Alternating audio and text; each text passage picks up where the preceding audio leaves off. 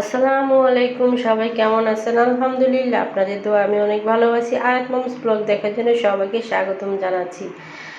আজকে কিন্তু আমি কেক বানাবো, সে যাদের জন্মদিন, সেই জন্য দুধ, cocoa powder, cornflour, baking powder, sugar, আসলে সব কিছু যা যা লাগে সব কিছু একটা একটা করে বের করতেছি এবং একসাথে জড়ো করতেছি, না হলে তারপর মনে করুন ভুলে যাই।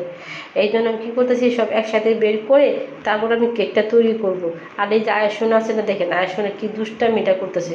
আয়সনে এরকম সবসময় দুষ্টামি করতে থাকে আমার কাজের মধ্যে, মানে ডিস্টার্ব সে করতেই থাকে।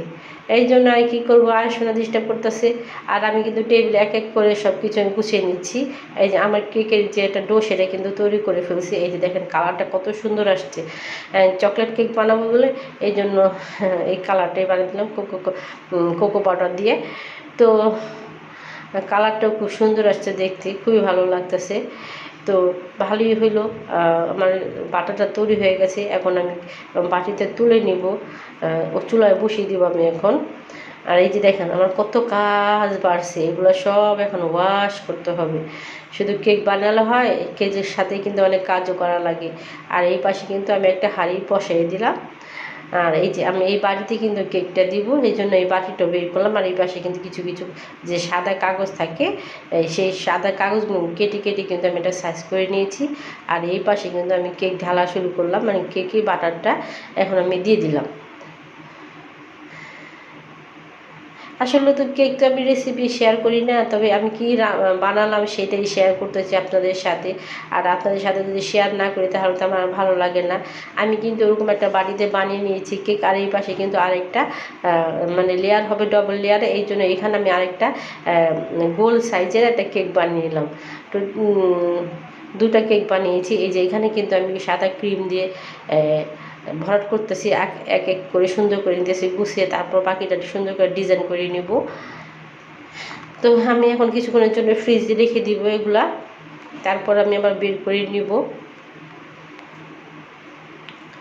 এই যে আমার কিন্তু মোটামুটি ফিনিশিং প্রায় দেওয়া হচ্ছে, আর কালারটা দেওয়ার চেষ্টা করতেছি যে কেমন লাগে কালারটা। তো সেই কালার দেওয়ার জন্য আমি এখন আস্তে আস্তে মানে কী বলে কাজ শুরু করছি। আর কালারটা কেকের মধ্যে কিন্তু মাশাআল্লাহ অনেক সুন্দরই আসতেছে। তবে এই কালার দেওয়াটার মধ্যে কিন্তু হেল্প করেছে যাদের আছে খালা, সেই যাদের খালাই কিন্তু এটা এখন মানে কালারটা দিচ্ছে। সে তার কাছে এই কালারটা ছিল এবং সে এই কালারটার সাথে নিয়ে আসছে। এই জন্য যাদের খালাই এটা কি বলে কেকের যে সৌন্দর্য সেটা বাড়িয়ে দিচ্ছে, কারণ সেই কালারটা নিয়ে আসছে। যাদের আম্মুর ছিল, এটা কি বলে ইচ্ছে ছিল এই ধরনের কালার থিম দেওয়ার জন্য, তো সেইটাই দিচ্ছে বলতে কি এই যে দেওয়া কিন্তু মোটামুটি হয়ে গেছে। আর আমি ফ্রিজও রেখে দিলাম। এই এই যে আরেকটা ছোট্ট বানিয়েছি আয়েশনের জন্য, কেটে খাওয়ার জন্য। এখানে আরও কিছু বসবে, এই জন্য হালকা হালকা করে আর কি কালারটা দিয়ে দিল। আমি কিন্তু চলে আসছি আয়াদের নানুর বাসায়, মানে যাদের বাসায় নাস্তার টেবিলে সবাই খাচ্ছে। আয়াতে বাবু বসে গেছে খাওয়ার জন্য, আর শোনে ওখানে দাঁড়িয়ে রয়েছে।